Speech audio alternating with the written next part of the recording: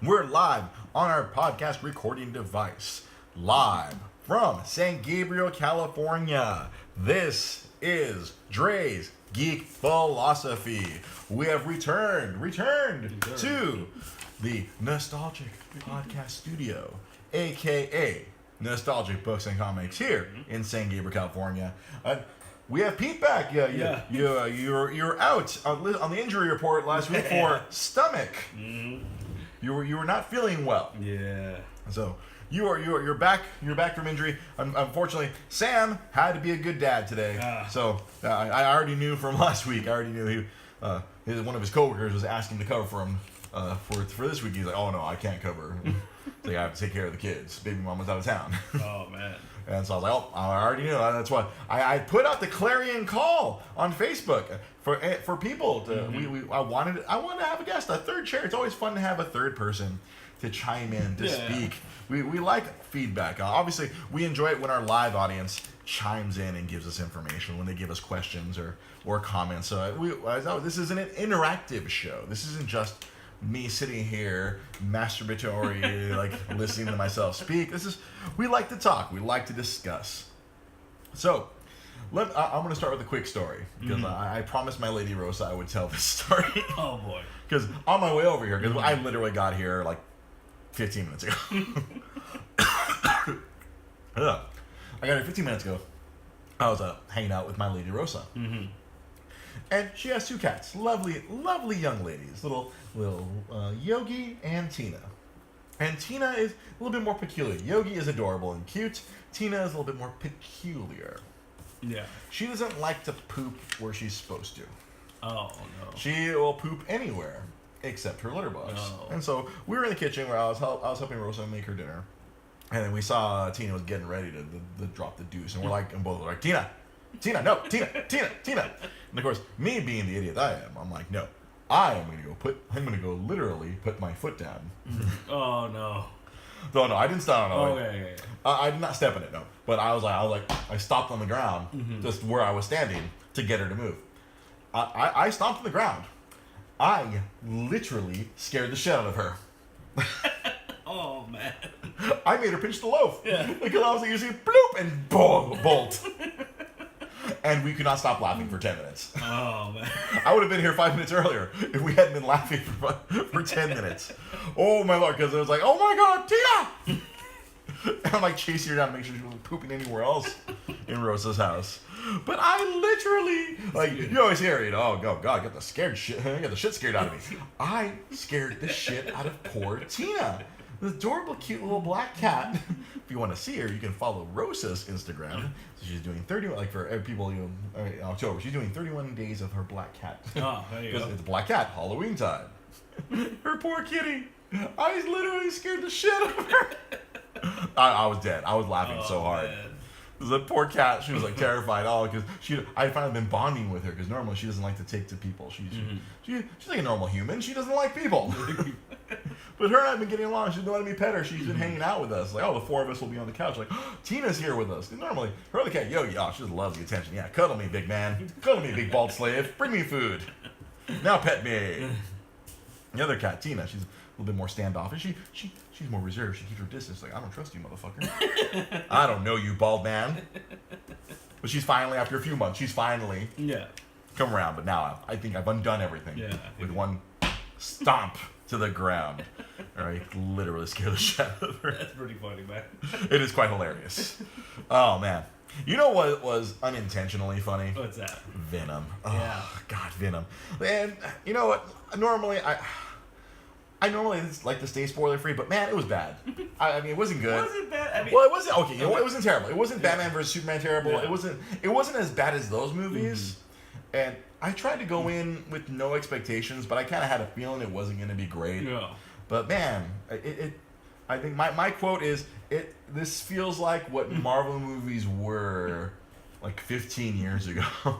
Yeah, but see, this is in the vein of like Spider-Man 3. That's what this movie felt like. I don't think it was that bad. Almost. Like it's a plot from that era, like a Daredevil, like an Elektra, like a Ghost Rider. I think what it was it You just missed the Tina story, Rosa. Rosa just joined us on Facebook Live. She just missed the story about her cat. But I think what it was it really held really close to the source material in the sense that it felt like a Venom comic from the 90s. Yeah. You know what I mean? Like, For better or for worse. But I feel like at the same time, though, like, ironically, I think it really had that kind of Sam Raimi feel to it, where it was silly at points, but it was kind of cool. Like, he looked cool. Like, it looked the part with only missing the spider logo because he obviously wasn't. Hey, Art, thanks for joining us, Art. But the thing is too, like I think people going in, like, if you don't know what you're getting yourself into, like, yeah, you're gonna oh, this is pretty bad. Like, it was alright. It wasn't perfect. I feel like there was we talked about this the day after we saw it. Like, I felt like the first chunk when we set up Eddie Brock and his whole thing, that was way too long. I slept through it. Because we caught a late show. Yeah. We caught that sucker at 10:40. So after trailers, that sucker started like 11. Yeah. And I'm an old man, so I was like, oh, it's 11 o'clock. I should be asleep by now. And I slept through those first 15, 20 minutes. Yeah. I completely missed the origin of Eddie Brock. I'm like, he's a reporter? Or what? And I think that was the thing that they could have gotten over a little bit quicker. I think it's like, I don't know. They wanted you to care for him, I guess, but it was just kind of like, he's Eddie Brock. It's just, you see him rise, you see him fall. Yeah. It's like, all right, we get it. And it was kind of a weird the way they modernized them. Like he basically works for Vice, right? Like, it seemed like it was more like because he was a newspaper reporter before. Now he's internet reporter. And I think that was the thing too. Like, I always liked that idea. It's like, well, because they got rid of the whole Spider-Man side of it. Obviously, they can't use Spider-Man. Can't use Spider-Man. No. But I think that's the only thing that they found kind of hurt his origin. I always liked the origin, the fact that he was writing this article about this serial killer. There was a sin eater, and then he was like, everyone was talking, oh, he's gonna win all these awards, and then Spider-Man catches the real sin eater, and that's why he hates Spider-Man. Because he ruined his career. Because he caught the real one. Oh no, that was mostly me. And so that was always like, I felt like that was a little better. It's a better origin than what we got in the movie, where it was just kind of like, oh, this rich guy he pissed off this rich guy who kind of like ruined his career. Ruined his career. Yeah. Oh, I'm so sad. I lost my job and I betrayed my girlfriend to get this cool scoop. Yeah. And I fucked up my life. I'm like, it's kind of tough to get behind someone when they fucked up. They made fucked up decisions. I mean, he was trying to do it for the greater good. Yeah. He was just like, he kind of did it in a roundabout fucked up way that fucked up his life. And you see, he's like sad and I'm sad at Eddie Brock. I'm shopping at a convenience store for a burrito. I'm like, the fuck? That's when I woke up for that. I woke up around that. I was like, I kind of gained my senses completely around that point where he was kind of just like watching the Asian lady get held up and like, oh, can't do anything about it yet. Yeah, exactly right. And but that's the thing. I think that's what it was. They were trying to go for that 90s. It was very close to the source material. Oh yeah. I mean, almost like play by play to like freaking the Lethal Protector, right? Lethal Protector in San Francisco. Yeah. And I don't know. For what it was cool. It wasn't terrible. One of my friends, Lamar Harris, a frequent contributor on the show, he hated it. He I guess I don't know. Maybe he's gotten too used to the. Well, I think that's part of it. More cohesive plots and better source material of the standard MCU movies. But again, this isn't an MCU movie. Like, it's not. A lot of people think it is. People are being bamboozled into thinking it's an MCU movie. But I think at the same time, it's just Venom isn't a character I think would work as a standalone movie because he's always been a Spider-Man bad guy. Yeah. But I mean, for what it was, I think it worked. I think it. I don't know. Because they introduced they really went all in with the symbiotes. Yeah. Symbiotic relationship. Symbiotes. But the thing that drives me nuts, especially online, is all these people are becoming like Venom experts. Like you're like, oh, they changed this and that. And it doesn't matter. I think the biggest thing that bothered me from all these people complaining, like, oh, it would have been so much better if it was rated R. I'm like, no. That's the thing too. Like I don't feel like they would have, other than like blood. What more would have they have added in rated R? You know what I mean? Like it wouldn't have added anything. I see all these freaking online freaking experts. Yeah, these like the 40 minutes of footage that they cut out of the movie. I'm like, it probably wasn't very good. Yeah. These Hollywood editors, sorry, internet dudes, these editors, they kind of know what they're doing. They're professionals. This is what they do for a living. You sit at home eating Cheetos off your belly, masturbating to Bowsette. They edit movies. And then we're gonna get that eventually. They're gonna release like a R-rated Blu-ray or whatever. You know it's gonna happen. Oh, see, and right there, Kia Fam on Facebook Live. Having an R-rated R rating does not make the writing better. Yeah, it doesn't fix the plot. Yeah. Just Deadpool was R, but that kind of fit to like the theme. It actually had a good plot. Yeah. Good writing on top of I was thinking about this yesterday. You know, the R rating, your radar stuff, that is ice cream on top of your cake. Yeah. Like, if you have a good cake, then if you add on more violence and gratuitousness, then it can enhance. This is a good combination. If you have a cake made of shit and you put a scoop of ice cream on top of it, you're still eating shit. We have Edgar Allan Ho on Twitch. Welcome, Edgar Allan Ho. Yeah, and then the realistic, it was pretty violent for. It was really violent. I mean, because honestly, he was biting heads off, and they were explaining like they didn't show heads biting off. I mean. Yeah. But it's just. But it still wasn't like there were some cutaways. There were cutaways like where like he speared that one dude. Yeah. And like you expect to see freaking blood and everything. But okay, we didn't see that. But we know that dude got impaled. Yeah. They cut away from it just enough so they can keep the PG-13. Yeah. But it's not like they excised it where he's just throwing teddy bears. Yeah. The way everyone makes it sound like PG-13 is like he's throwing teddy bears at people. He's shooting rainbows from his mouth. Your mother's a classy lady. Like that's how that's why I think I imagine these people think that PG-13 automatically makes it like this. No, we gotta. They worked in the PG-13 fuck. Yeah. Like they worked a fuck in a non-sexual. Yeah. Within context fuck. Yeah. But they worked a fuck in. I don't see how R would not have saved this movie or made it better. It wouldn't have enhanced it. I feel like it I don't know. Maybe Edgar Allan Ho on Twitch says maybe some people enjoy eating shit. And you know what? I think some people do. That's the thing. Like, it was, a lot of people liked the Venom movie. Yeah. I mean, for what it was, I enjoyed it. I think it was, I went into it hearing. Like, I didn't read any reviews. I just saw headlines, and it was kind of worrisome when they were comparing it to Catwoman or like. Yeah, it wasn't that bad. No. I mean, I'm kind of happy. Oh wow, it was pretty bad, but yeah, I guess in freaking comparison, I don't know, just compared to like we just came off of Black Panther, we just came off of freaking Infinity War, and like we get Venom, it's like whoa, it's like you just kind of see like they kind of drop off in quality. Unfortunately, just plot wise. Irv Down we talk about on Facebook Live. It doesn't change the fact it's another Sony Universe movie, which Sony has kind of like dropped the ball. And let's compare it to the last couple. Amazing Spider-Man 2. It was better than that. It was better. Amazing Spider-Man 2 was really bad. Amazing Spider-Man 1 was okay. Yeah. It was like it was not Spider-Man 3. Yeah. So I think that made it better by default, not being Spider-Man 3. Spider-Man 3 is probably just hands down the worst Spider-Man movie. And obviously, as we talked about many months ago, Spider-Man 1 and 2 have not aged well. Yeah, no. The time has been unkind to those movies.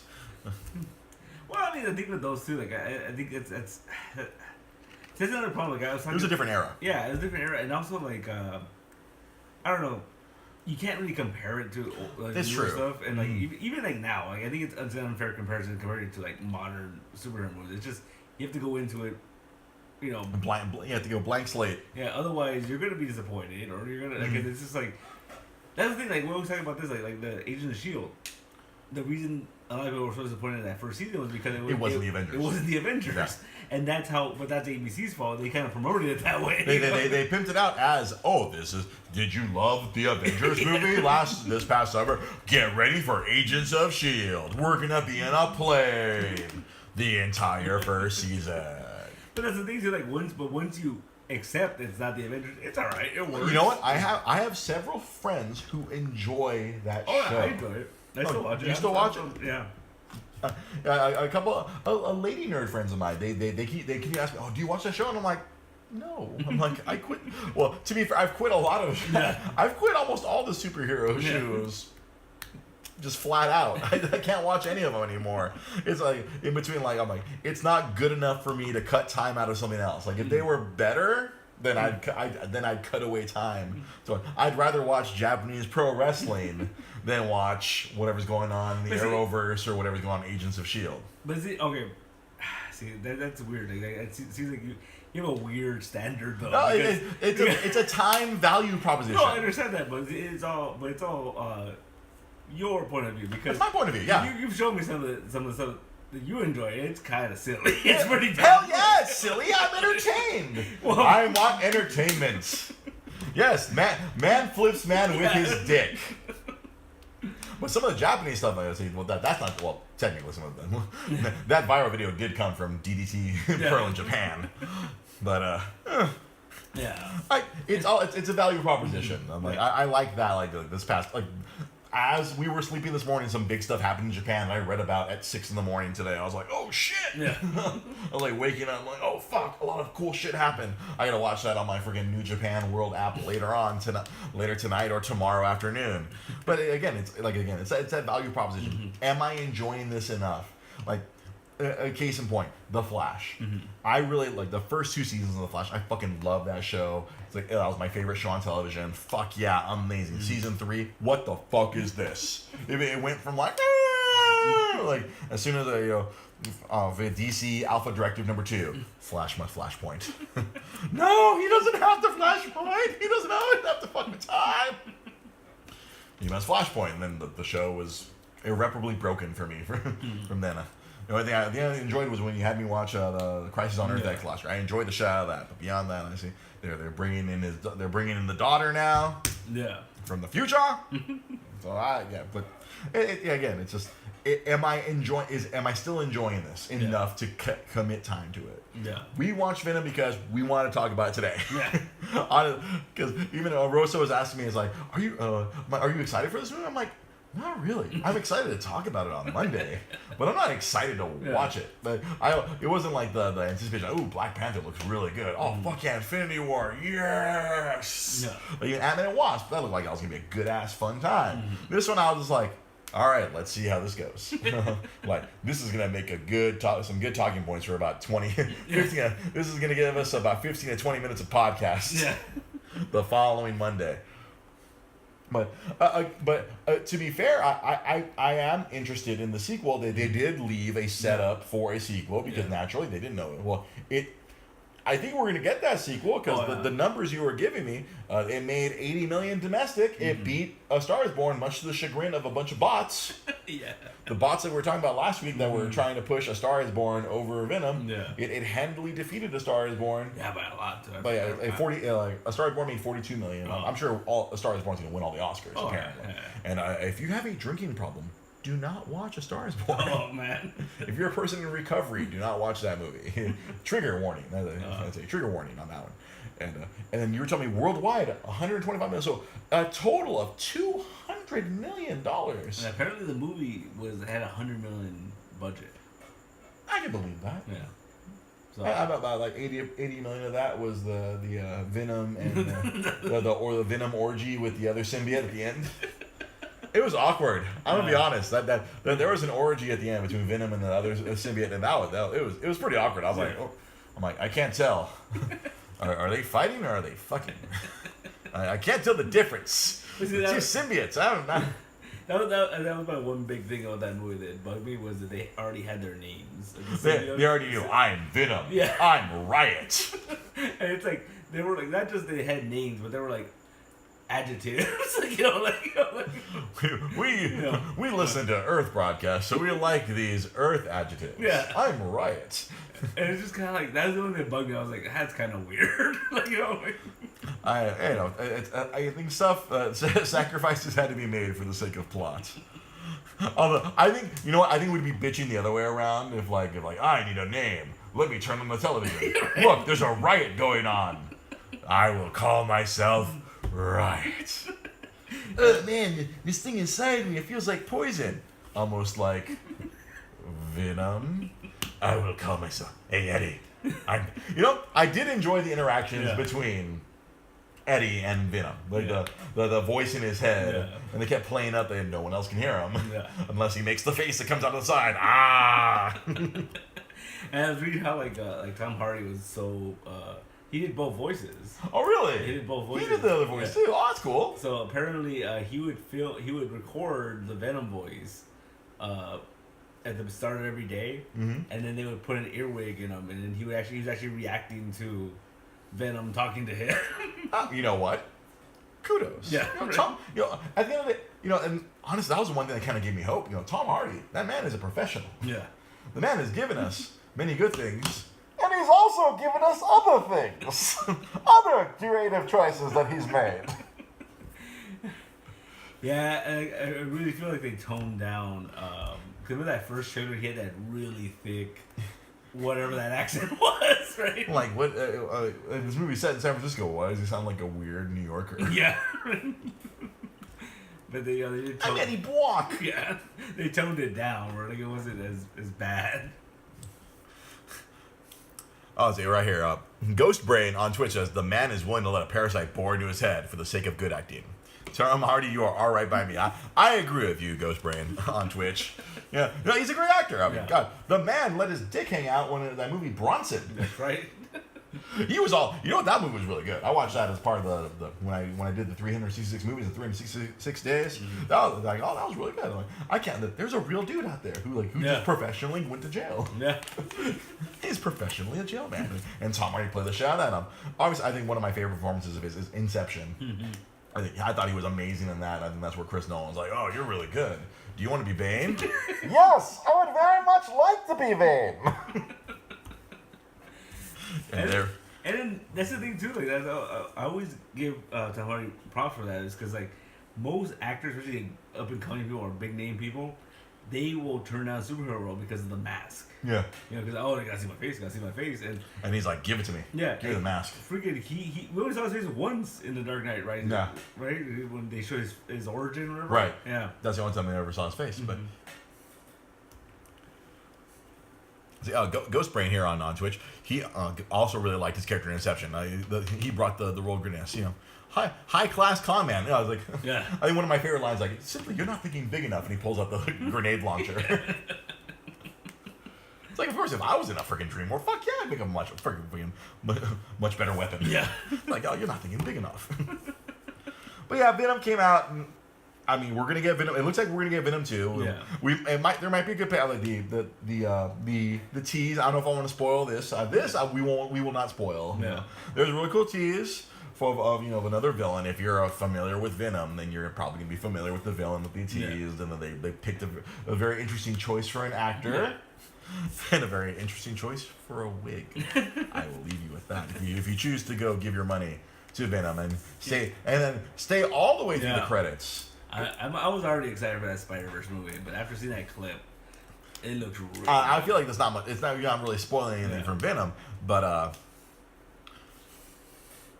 Ghost Brain, you might be on the nose there. I will not spoil anything, but if you're watching this on Twitch and you're seeing the Twitch commentary, I will go wink to you. Ghost Brain, you might be on the nose there. Winky wink.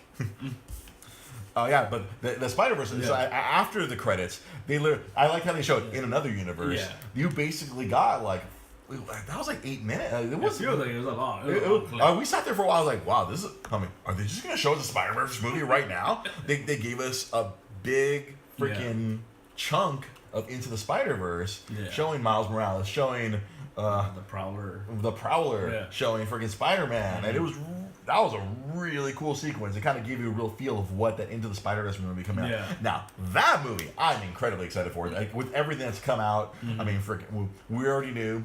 We have our Spider. We have Miles Morales Spidey. We have Peter Parker Spidey. We had Gwen Stacy at the end of the first trailer. The new trailer, we got Nicolas Cage as Spider-Man Noir. Yeah. Holy shit! One of my buddies who loves bad movies like Nicolas Cage. He's like, I have a 10-foot erection right now.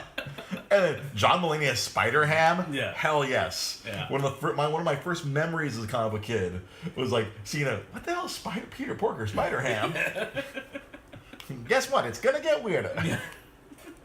And so at the end, if you sit through Venom, you get about 7 or 8 minutes of Into the Spider-Verse. They show you in another universe. Yeah. Which made me think, is Venom going to come out in this? That's been a rumor for a while. That Venom's going to crash through, and then Tom Hardy will do the voice.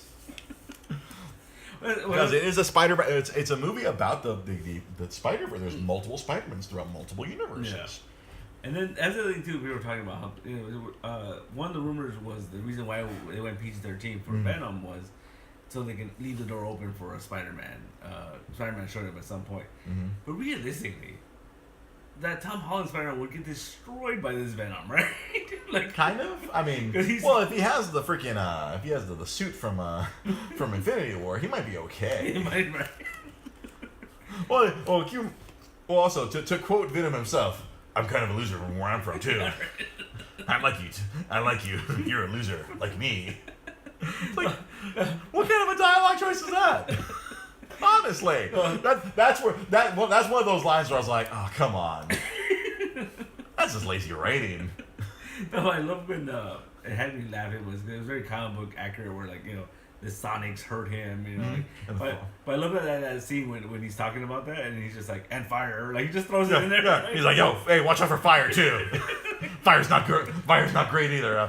See, that I liked. Yeah. I was like, we get all of his weaknesses very obvious because, you know, they were hinting toward you didn't know the MRI machine's really fucking him up. Yeah. Oh, we don't know why. And, you know, like, Sonic bad. Also fire. Watch out for fire. I like that gets you know, that gets the person who doesn't know what's going on. It gets you information, makes you understand. Oh, why is the symbiote acting so weird? Symbiote. Oh. And then what a waste of Jenny Slate. Yeah. So yeah, Venom. I mean, you know, as I said, you know, your results may vary. I'm not going to tell you it's the worst thing. It's not the best thing. It wasn't great. It's Again, it feels like an older movie. It feels like, you know, pre-2008. What we got from Sony and from Fox and from Paramount. Those kind of movies pre-Iron Man before Kevin Feige was like, no, these need to make more sense. But at the same time, though, it's the source material. I mean, well, yeah, the source. They're handcuffed by the source material. You are correct. Like, really, we were gonna get a great Venom movie. I mean, realistically, like, that would have been that's a stretch. That would have been a lot of work. Honestly, like, I like the character for what he is in the comic books. But he's a secondary character. Yeah, there isn't a great Venom miniseries out there. There isn't, you know, like. I'll see right here. I see. Ghost Brain says very good. I take these comic book adaptations as exactly that. Comic book adaptations. I always think they're supposed to be more fun than serious, really. And that's a very good point. I think that they can be taken too far. Marvel. Sometimes they can be a little heavy-handedly serious. But yeah, I think you made that point. I saw you were responding like comic books are supposed to be fun. Yeah. Like, these movies are supposed to be fun. Not every movie needs to be The Dark Knight, or The Dark Knight Rises. I think that inherently, like you've said before many times in regards to Man of Steel. Yeah. Superman is supposed to be a very, you know, like kind of like warm-hearted, Boy Scout-esque, you know, the idealistic. This is an idealistic hero who has very, you know, Midwestern kind of old school ideology. And in Man of Steel, he's an asshole. Yeah.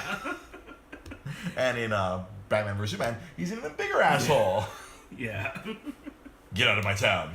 So, like, what was it? Snyder tried to, like, I remember reading an interview. He tried to justify it by saying, like, oh, well, you know, he has to earn that hope or whatever. I'm like, no, he wasn't raised with hope. See, all right, I see it again. See right here. Ghost Brain mentions stuff. I think the potential for Shazam is immense. A movie that can explore their comedic writing with the seriousness kind of being secondary instead of modeled and confused. Yes, see, everything I keep seeing from that Shazam movie. That's like, all right, you know what? This could be another sleeper, like where people didn't expect Wonder Woman to be as good as it was. Like, I think, I agree with Ghost Brain, where this kind of like, this movie actually does give me hope, where it looks like it's gonna be some. I think it's gonna be fun. Oh yeah, which is something I think has been missing because one of my favorite things about DC Comics when I was reading them as a kid, they were pretty fun. Yeah, for the most part. Well, even when they're trying to be serious, they still were pretty fun. I always tell people too that it was just me out because if you look at it, like if you compare the comic books to the movies, the Marvel movies should be the dark and gritty because they always dealt with real problems. Right. And the DC one should be like this crazy, like just like fun madcap, all over the place, full of color and like yeah, the muted colors and the friggin' the dark seriousness. Where Zack Snyder, we've always said he's trying to make all the comics like Watchmen, everything like that. Well, Watchmen was appropriate. Mm-hmm. Yeah, Watchmen was appropriate for that style because it was a dark comic book. That was like in the mid '80s when Alan Moore was writing super serious and friggin' back when what's his face was less crazy. Frank Miller. Thank you. You knew exactly who I was talking about. Frank Miller. Those late '80s created those kind of these darker ones, which they knew like comic book readers from the '70s were kind of growing up, so they gave them the more adult books. Ghost Brain fears a little bit. I always fear a little bit though. It doesn't take much to turn your Shazam into a Kazam. Oh yeah, you're so right, Ghost Brain. Oh man, you never know how it can go. And then Ryan, see, Kiet Fam on Facebook Live. It's Chuck with superpowers turned to 11. Because you literally have Chuck. Zach Levi. Luckily, the 1 year I worked, I got to meet him. He's a cool dude. Yeah. He seems like a genuinely nice. I talked video games with him for like 20 minutes. Nice. I was showing him what I was playing on my 3DS, and we're like geeking out over it. And he seemed like a genuinely good dude. So like I always like it when good dudes like that are in places like that. I think his genuineness comes out in Chuck. And everything that he's worked on, you see that he's like pretty good. And Ryan Tanaka here on Facebook, like, we've been fooled by good trailers before. Yes, we have. I have been fooled before, and I'm sure I will be fooled again. I am only human. So hopefully Shazam is really good when that comes out. And then that kind of hopefully, because I don't know. There's always people that say, "Oh, Marvel fans want DC to fail, or DC fans want Marvel." No, we should all just be we gotta be comic fans. I want everything to be good. I want to be at the end of the day, I want to be entertained. Yeah, I mean, like I don't understand that whole idea because it's like you pick a side. I'm like, there's no sides. Yeah, right. It's entertainment. Yeah, but at the same time, though, like I think it's I think people take too much. They put too much into it. Like it's entertainment at the end of the day. Yeah. And so this whole thing of like, even the idea of like, oh, we've been tricked by bad trailers, that makes it seem like you feel like they haha, we snuck one by you. Yeah. We knew this movie's gonna suck. You better watch it. We got your money. You know what I mean? Like, it's weird. Like, it's just like you just if you're interested, go see it. Like, right. I don't know. Yeah. So, Ghost Brain says, my friend is a trailer editor for Sony. I can tell you from personal experience, those guys can shine a turd. Yeah. Yes, they can. I'm trying to think of one of the most like blatant ones, but I can't think off the top of my head. I'm sure our viewers here can rattle off a few in the next as we transition topics here. So something else I want to talk about, of course, with corporations doing evil things. Obviously, we talk. So this past week, man. It was announced that Toys R Us got pulled out of bankruptcy, the bankruptcy auction. Like all their assets. What assets could a Toys R Us have? The giraffe. Yeah. Their brand name, all these things. They actually have a lot. They owned a lot of their own products within. And so apparently, the investors who helped bring Toys R Us into bankruptcy have pulled out, and they're doing some fancy restructuring. They're bringing it back. They're rebranding it as Jeffrey's Toy Box. Yeah. So they're like, there's not gonna be Toys R Us anymore. So everyone started thinking, oh yay, Toys R Us is coming back. It's like, no, it's not coming back. All those empty husks of Toys R Us stores will not be refilled with toys. Oh no. No, I did a little bit more deep digging. I did a really good job of preparing for this week. I dug a little deeper. And no, they are just kind of muddying things around. Yeah. Obviously, the biggest thing is like I almost think they deliberately kind of just tanked it to get rid of all this overhead because they were losing money. Yeah, they were getting their asses handed to them by Amazon. Mm-hmm. You could go to Target or Walmart and shop a comparable toy section of your standard toys. Mm-hmm. You can get everything faster on the internet. So their business model was inherently broken, and these capitalists, these venture capitalists, investors, they're resetting it. So like they're changing it into being just a brand now. Yeah. And they're not going to open stores. Like people, they're going to just open pop-up stores. I know from what I've read, because they came out and there was New York City Comic Con was going on, but apparently there was also some sort of toy convention going on as well. And they came out as a now they're going to be a store within a store. So I guess you could walk into like some sort of large chain store, which also those places are probably should be worried as well. But yeah, they're going to do a store within a store. Like, oh, Jeffrey's Toy Box. And it's all going to be all of Toys R Us's old brand. They have all these brands of their own toys. So they're not going to be carrying Lego and Hasbro and whatnot. It's going to be all their education toys, all their little kid toys, put into like a Kohl's or a friggin' with Nordstrom or whatever, or what have you. A store within a store, maybe just during the holidays. Let me see. Right here. Ghostbrain says, when I lived in I wouldn't be surprised if they wouldn't restructure to go global. When I lived in States, Kmart went bankrupt. Washed my clothes in Australia. They're huge. There's Kmarts everywhere. EB Games, yeah. I remember when EB went down. I was at GameStop when the whole collapse and merger happened. Mm-hmm. Yeah, a lot of places like, I think we talked about it before, Tower Records. Mm-hmm. They no longer exist here, but in Japan, the chain still exists. Yeah. Because they still love the older stuff. Mm-hmm. So yeah, they're restructuring to like, maybe they will internationally open some TRUs back up, but here in the States, it'll just be pop-ups. Yeah. Maybe a mall kiosk, like during the holidays, because we're going to see that now. The holidays that are coming up, all these mall kiosks will come up, and it'll just be Jeffrey. I would say Joffrey. I was thinking Game of Thrones, but Jeffrey, Jeffrey's Toy Box, and that seems to be their plan to kind of like leverage the brand into like, hey, we know you didn't buy stuff from us before, but now we're gonna do this where we don't have to have as many people, less employees, less overhead. They're not gonna have to be paying the rent. It's like it's a a restructuring to try to manage the billions that they owe everybody else, because they're still gonna owe money to all these toy makers. But it just sucks. Where I think this really sucks. Obviously, it sucks for all the people who worked for Toys R Us, because they basically got built out their jobs, like these livelihoods, all these store managers, store employees, people like guys who worked at the giant warehouse in Rialto. Yeah. See. King Joffrey's financial safety is of paramount importance. Nice Game of Thrones reference. Yeah, so all those employees, and then they didn't get severance pay. They pulled the typical, we're out of money, sorry, fuck y'all. Yeah. But clearly they're out of money. I mean, they're restructuring their assets and money, and all these investors, they're pouring more money back in to build it back up as a bit more manageable with a better overhead. I mean, you being a small business owner, you have a small overhead. Yeah. So you don't have a whole bunch of employees. That's how you keep your costs down. They're going to try to profit so they can get out of the crazy debt that they have by leveraging the TRU brand or the Joffrey brand, the brand of the brand of Jeffrey. So it feels kind of shitty. A lot of, like you were saying, some people we've seen some of our own friends on Facebook. Oh yay, it's back! It's like you didn't support it when it was around in the first place, assholes. I think that's the big thing. A lot of people missed it, but they never bought stuff from it. Yeah, and say great. So you Ghostbrain, you're like the MVP today, man. Hopefully they learned from Circuit City's restructuring, because Circuit City did something similar where they went out of business but opened an online store, but it didn't work out because it was still cheaper to go anywhere else. They were still overcharging immensely for whatever services they were still trying to do. And weren't they trying to I was reading something with it. There's like a couple little mall stores still in Circuit City. Oh, really? Yeah, there's I don't know if it's like the actual company or someone just using the name. Or maybe they're licensing the Circuit City's collecting money from the people using the Circuit City name. I wouldn't be surprised.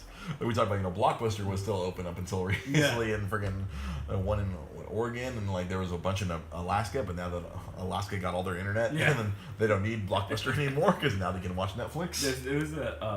There's this YouTube channel that I watch every once in a while where this guy will go into abandoned storefronts, and he'll just he's like an archaeologist, right?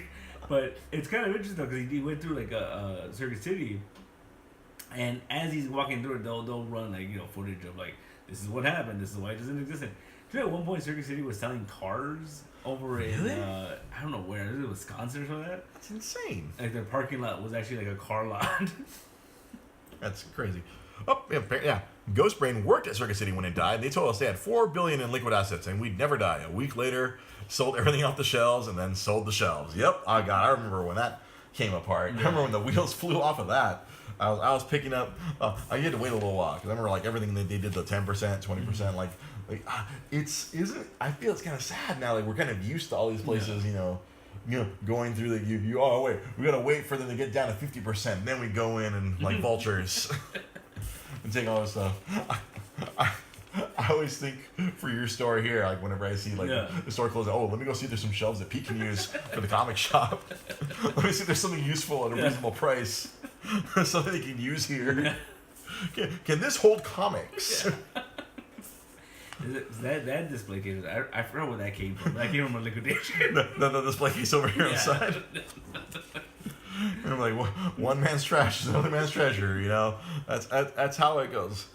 Oh, yes, I remember, when Circuit City went down, I thought, you know, I honestly think Best Buy was going to say it was going to happen to Best Buy, but they're kind of like hanging in there still. They always figure out a way. Like, you know, it's like, have you walked into a Best Buy recently? It's like mostly appliances. Cell phones and appliances. Yeah.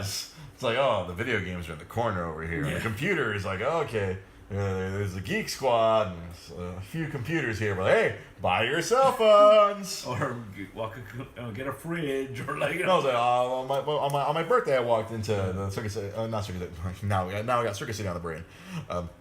Walked into the Best Buy and I was like shopping for a phone. I saw the prices. I'm like, damn it. Gamer Ghost 29096. Hello, welcome to welcome to the stream. Yeah, and so I walked in. Yeah, they really the store has really changed over the course of because obviously, all right, we have a drinking game here. Anytime I mentioned when I worked for Nintendo, you drank. So back when I worked for Nintendo, I got to see that kind of evolution where they constantly kept remodeling the stores. You know, like the 7 years I worked for Nintendo, 3 years I worked for a tablet company. I got to see this kind of transition where they constantly shuffled the store around to whatever was hot. It's like when video games were really popping off in 07, 08, when it was like freaking PS3, Xbox 360, Nintendo Wii. They moved the games to the front of the store. And it's like, when tablets became big in freaking 2013, 2014, they shoveled everything around. They put the tablet to the front. And now it's like, oh shit, tablets are fucking shit now. Now it's like, you try to find a tablet section in the store now. It's like, oh, no one needs tablets. We have these giant ass phones now. Yeah. Tablets are useless now. It constantly shows around. Obviously, their big business is selling the phones, selling appliances. Because like I said, going to Lowe's is too expensive. Oh yeah, Best Buy was Best Buy is aggressive. I remember they opened up a Best Buy in the husk of a Circuit City that closed down over here in Montebello. Yeah, they're super aggressive. Although nowadays they barely have employees. Yeah, it's kind of hard to. I thought they were going to go out of business because I remember with Circuit City. What happened was the first thing that happened, they fired all the employees that knew all the employees that had awesome product knowledge that were probably making a lot of money. They fired all of them, hired a bunch of people who didn't know anything. Do you like PS4? I do like PS4. I am a multi-platform user. I like my PS4. I like my Nintendo Switch. If I had an Xbox One, I'd be using it, but I couldn't afford an Xbox One. I still use my Xbox 360. I remember they fired all the high paid people, hired a bunch of young people who didn't know anything. So the customer service went down. Like, why aren't we selling things anymore? Because the person in TVs doesn't know anything about TVs. The person, and so they started cutting through, and then obviously Circuit City went under. They kind of went underneath the weight of their own thing. And then I started seeing the same thing happen at Best Buy, where at Best Buy they did the same thing. They went through and got rid of all their the people who made the most money, all the knowledgeable people, and they started hiring young people. But somehow they managed to sustain. I don't know where. I don't know. Like I said, this catching on to whatever's popular right now. Yeah. And they're hanging on. They're doing things. Yeah. Best Buy needs. Ryan Tanaka on Facebook Live. Best Buy needs to go. The warranties are the worst. And then Ghost. I was a fire dog. We couldn't compete. Oh, yeah. No, that was the equivalent of the Geek Squad, right? Over at Circuit City Fire Dog. I believe that was their Geek Squad. Yeah, I generally only like to go to Best Buy to take advantage of their 18 months of zero interest financing. And honestly that's the only reason even to go to Best Buy nowadays. It's funny to utilize their financing. Yeah, they're really aggressive with that too because I get emails every week because hey, why aren't you buying stuff and Use your Best Buy card outside of Best Buy. You'll get points, and we'll get lots of interest. Yes. Like, I got an email the other day. It was like, you can get 24 months of financing, zero interest financing, for $1,000 or more. I'm like, I'm not gonna use that. I know, yeah. I don't need to use that. I'm still paying down the nonsense I buy. Yeah. I remember when I paid off my TV the TV I bought a few years ago. I paid off just in time, just before the interest kicked in. I'm like, nope, here's the money. Fuck you, Best Buy. See, I was lucky I was spared because he did car audio installs at the time, and no one wanted to train anyone to do that shit. Exactly, yeah. So they weren't gonna get rid of you because you can't train a person who doesn't some kid off the street to do car audio installs when they started getting rid of all the intelligent people. So I saw Best Buy did that to bring the train back onto its rails. I saw Best Buy do that, but somehow they survive. Like I said, I think it's purely their financing. You can just walk up and get a credit card with them with very little effort. I saw like I mentioned last week, my roommate got himself a credit card. He bought himself a 4K TV, so he's in with them for 18 months or 24 months, however much his 4K TV cost him.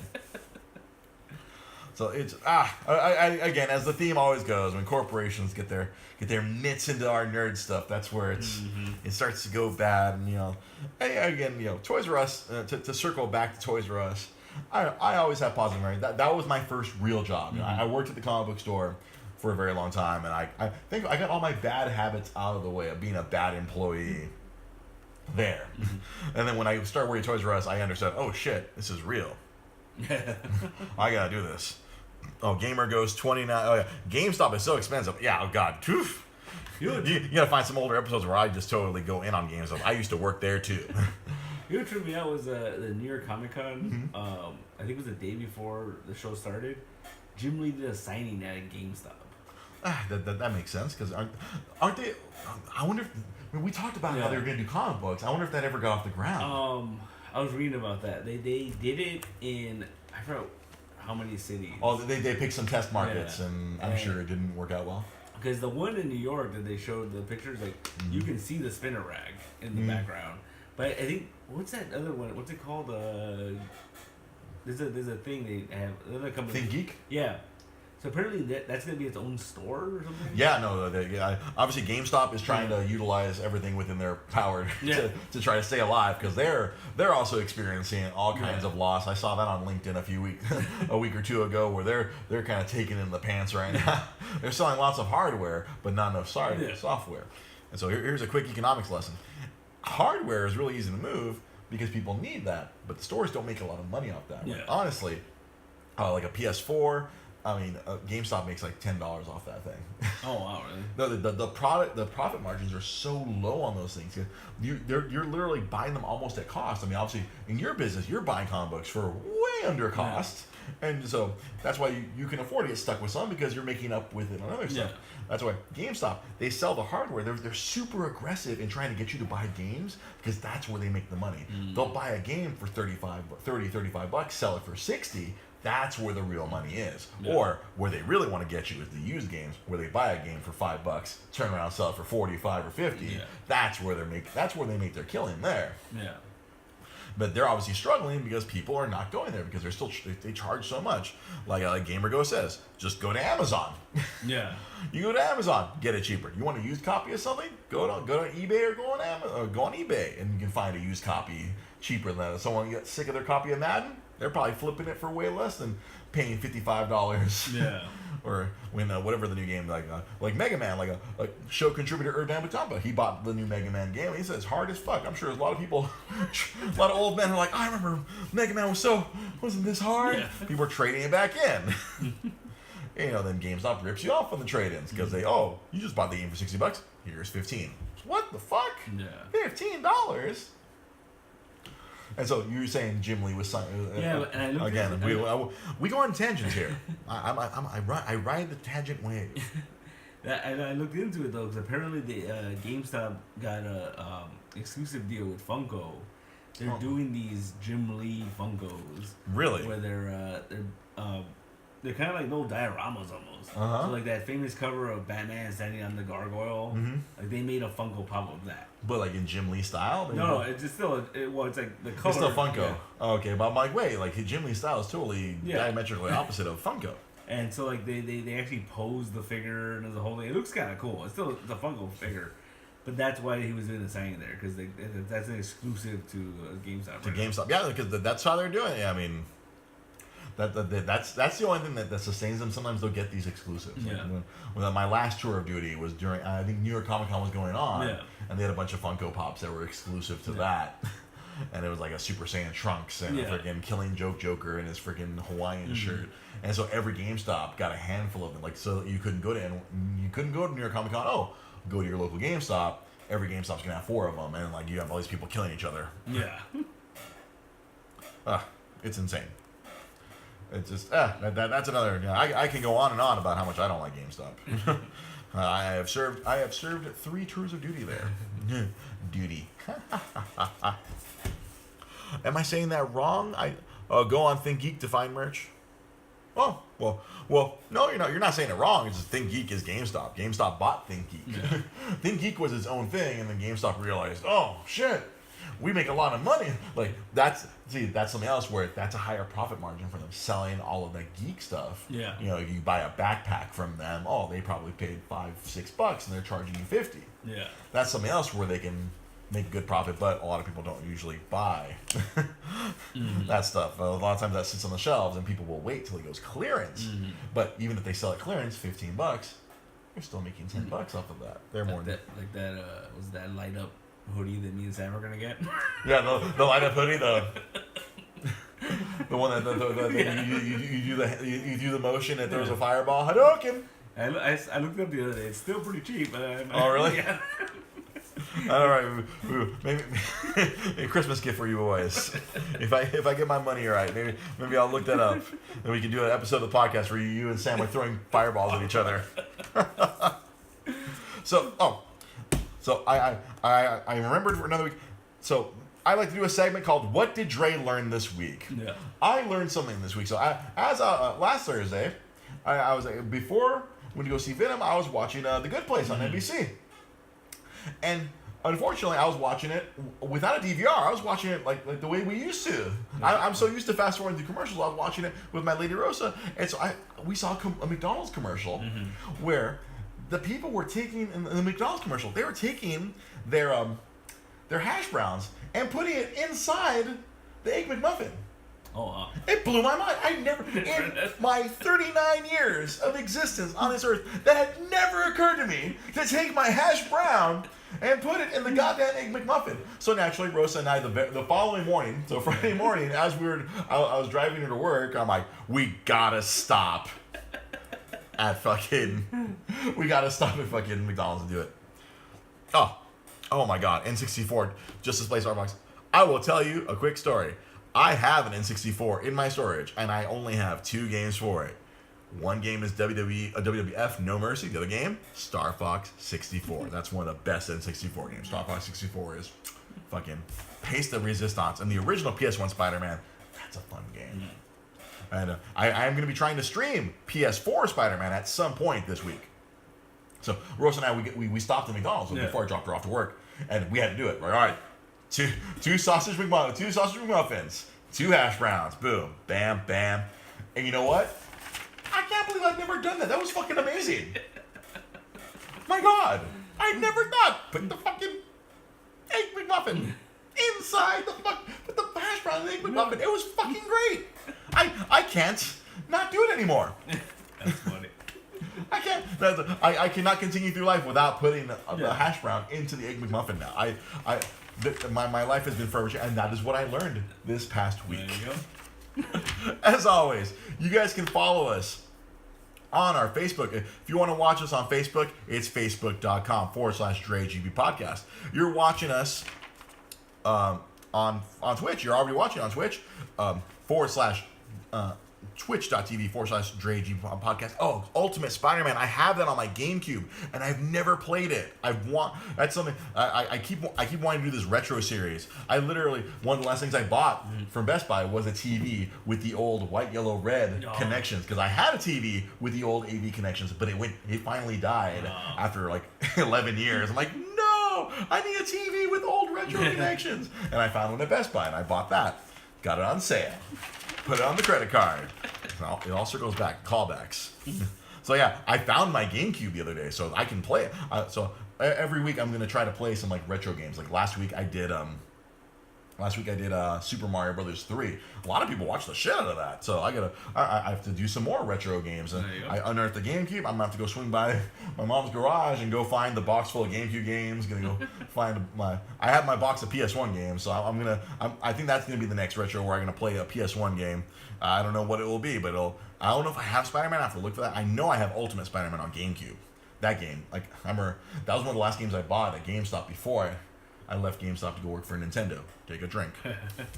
So you can always follow us on social media at DreGP Podcast. You can follow Pete at Nostalgic Comics. That's the Twitter for his comic book store, which we are in right now. We broadcast here. Everybody, if you love comic books, we do a show every Wednesday night at 8:30 Pacific, the Multiverse Comic Book Show, where we just talk comics. We talk about whatever comic book news is going on. We talk about the brand new comics that come out every Wednesday. It's a very comic book focused show. That's on Wednesday nights, where Pete is the host and I am his Doctor Who-ish like companion. I'm the companion. We're like, I don't know what's going on. I don't know what's happening. Tell me what's going on, Doctor. And then again, like I do try. I'm trying to find time to do more gaming streams during the week. I might be doing them earlier in the day. Like last time I did it at about 4 o'clock, and it actually got a lot of reaction. So I might be doing a lot more gaming streams around like 3 or 4 o'clock when I'm not dead asleep from working at 5 in the morning those days. So there will be more gaming streams. My roommate has handed me his copy of Spider-Man, so I really keep wanting to start that and do a full stream of me just playing through that. There'll probably be more Mario 3 and more retro streams. Once I get that TV and all my old systems unearthed and working, I want to do retro stuff like 2-3 times a week. So thank you so much for watching. We're here every week, Monday nights, for Dre's Geek Philosophy. Obviously, we talk about all kinds of stuff. Like today, we talked about Venom. We talked about Toys R Us. We talked about all kinds of nonsense. We're talking a little bit of retro gaming.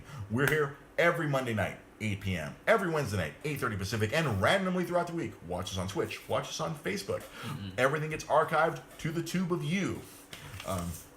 Thank you so much. And if you don't want to see our faces, we record an audio version of this, which is available on iTunes, available on SoundCloud, and available on Stitcher. So you can take Dre's Geek Philosophy with you everywhere you go, whether you want to or not. Thank you so much for watching. Thank you to all of our viewers on both. We had a lot of interaction. Thank you, Gamer Ghost. Thank you. Where's the other one? Ghost Brain. Thank you guys so much for contributing on Twitch. It was really awesome that we got a lot of interaction on both our Facebook feed. I always emphasize this is an interactive show.